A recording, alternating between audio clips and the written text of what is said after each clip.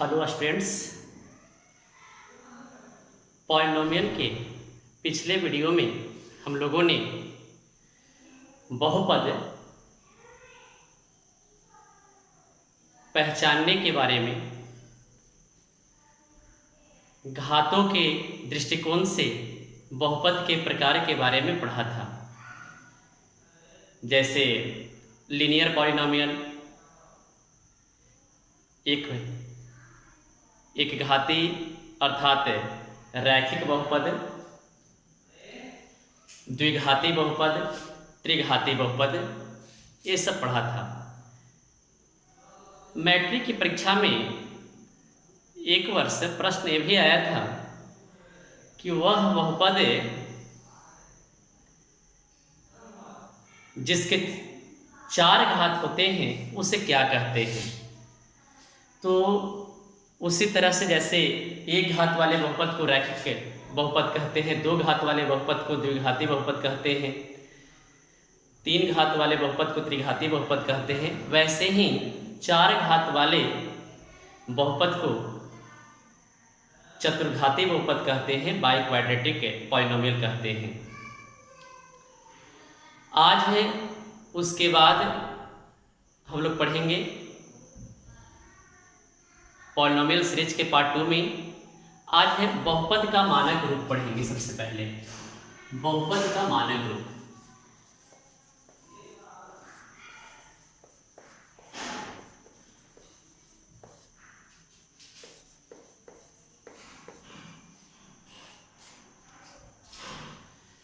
बहुपद का मानक रूप क्या होता है?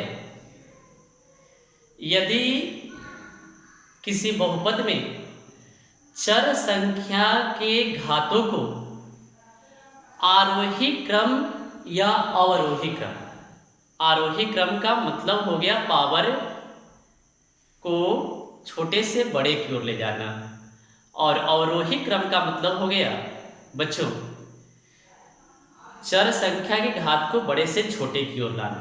यदि इस तरह से बहुपद के घातों को सजा कर लिखते हैं तो उसे बहुपद का मानक रूप कहते हैं। जैसे यदि बहुपद इस तरह से लिखा हुआ है,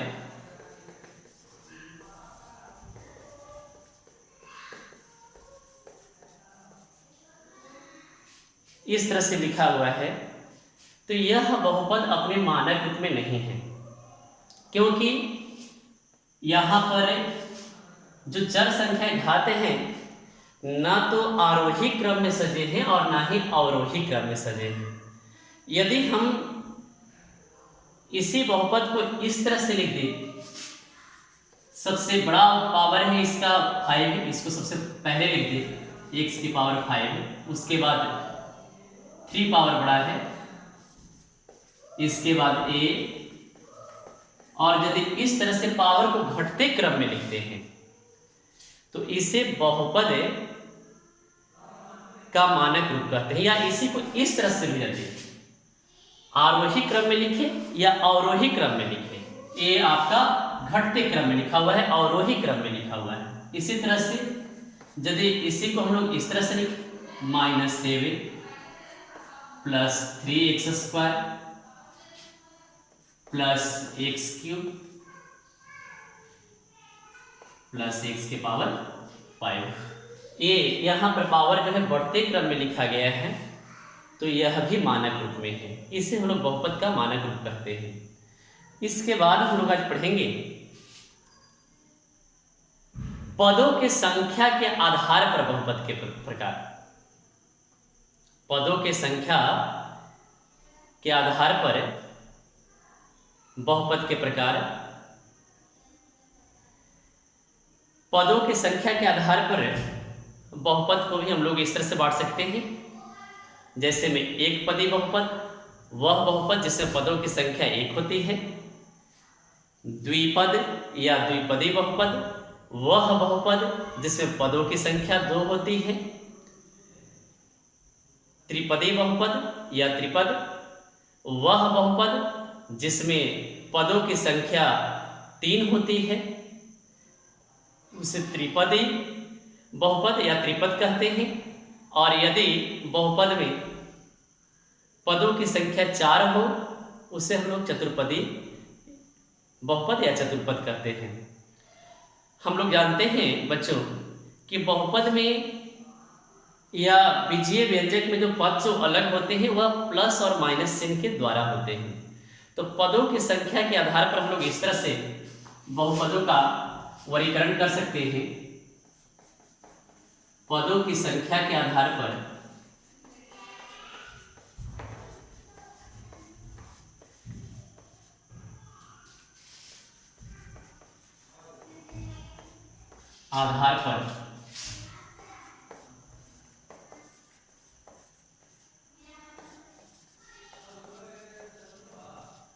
बहुपद के प्रकार। पहला हो गया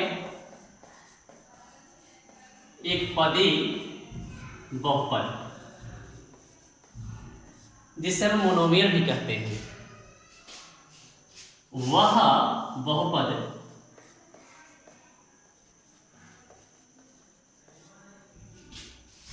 जिसमें एक पद होते हैं।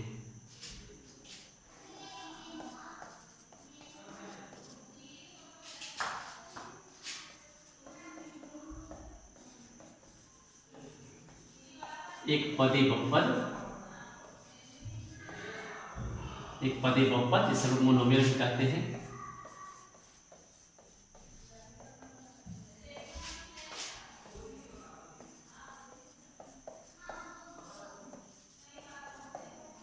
मोनोमियल कहलाता है। जैसे 3x या 5y या 2x², ये सभी एक पदी बहुपद के उदाहरण हैं क्योंकि इनमें एक ही पद है।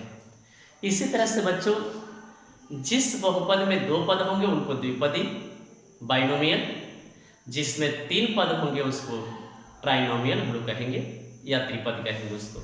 इस तरह से हम लोग पदों की संख्या के आधार पर ये बहुपद के प्रकार हो गए। इसी तरह से 2 और विशेष प्रकार के बहुपद होते हैं, जैसे में पहला हो गया शून्य बहुपद। 2 विशेष प्रकार के बहुपद, कभी कभी इससे भी संबंधित प्रश्न आ जाते हैं। 2 विशेष प्रकार के बहुपद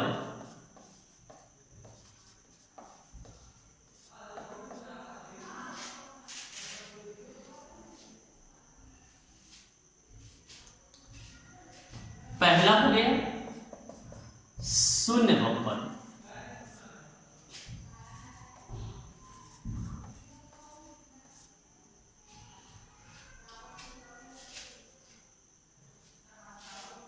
शून्य बहुपद क्या है बच्चों? वह बहुपद जिसके प्रत्येक पद का गुणांक शून्य हो।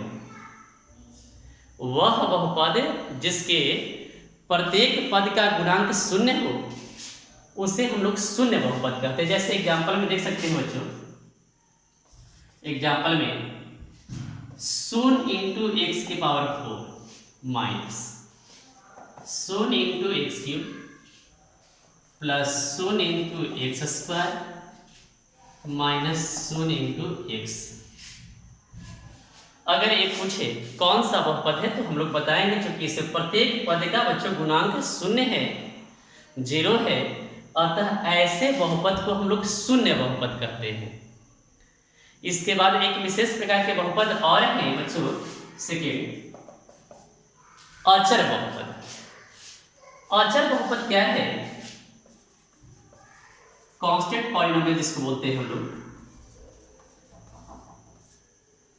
वह बहुपद जिसमें शून्य के अतिरिक्त केवल एक अचर राशि हो। जैसे बच्चों अगर कोई पूछ दे 3। 3 कैसा बहुपद है? तो हम लोग बोलेंगे अचर बहुपद है। चूंकि यह अचर राशि है और यह भी एक प्रकार का बहुपद है, ऐसे बहुपद को हम लोग अचर बहुपद कहते हैं जिसमें एक राशि हो और वह भी अचर राशि हो शून्य के अलावा। तो ऐसे बहुपद को हम लोग कहते हैं अचर बहुपद। अब है नेक्स्ट पॉइंट जिस पर हम लोग ध्यान देंगे, वह है बहुपद का मान। एक चर वाले बहुपद का मान।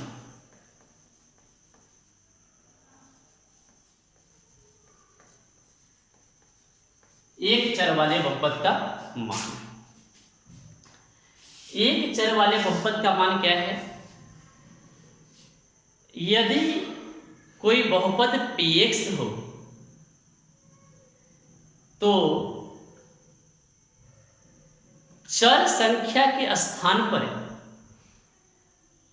कोई वास्तविक संख्या के रखने के बाद जो बहुपद का मान प्राप्त होता है उसे हम लोग बहुपद का मान कहते हैं। जैसे यदि px इक्वल टू x की power 3 minus 2x square plus 5x minus 3 कोई बहुपद है px। यदि हम लोगों को p3 का मान निकालना हो, p3 का मान निकालना हो, x बराबर 3 रखने के बाद क्या हो जाएगा इसका मान? x बराबर 3 रखने पर अर्थात p3 का मान क्या आ जाएगा? जहां जहां x लिखा हुआ है उसके स्थान पर हम लोग 3 लिख देंगे। x क्यूब अर्थात 3 का cube minus 2 into x square, x के स्थान पर 3 लिखेंगे, प्लस 5x 5 इंटू 3 माइनस 3। 3 का क्यूब क्या हो जाएगा बच्चों? 27। 3 का स्क्वायर 9 प्लस 5 इंटू 3 15 माइनस 3। 27 2 में 9 से मल्टीप्लाई करेंगे तो 80, अर्थात यहाँ पर इसके पहले प्लस का चिन्ह है, इसके पहले प्लस का चिन्ह है, दोनों ऐड हो जाएगा। 27 और 15 कितना हो जाएगा? 27 और 15 42। और दोनों को पहले माइनस का चिन्ह है, दोनों माइनस के चिन्ह के साथ एक साथ ऐड हो जाएंगे। 18 और 3 21। 42 में से 21 सब्ट्रैक्ट होगा बच्चों तो कितना आएगा? 21। यानी कि p3 का मान हम लोगों को x बराबर 3 रखने पर इससे बहुपद का मान कितना आ गया? 21 आ गया, 21 आ गया। इस तरह से हम लोग बहुपद का मान निकालते हैं।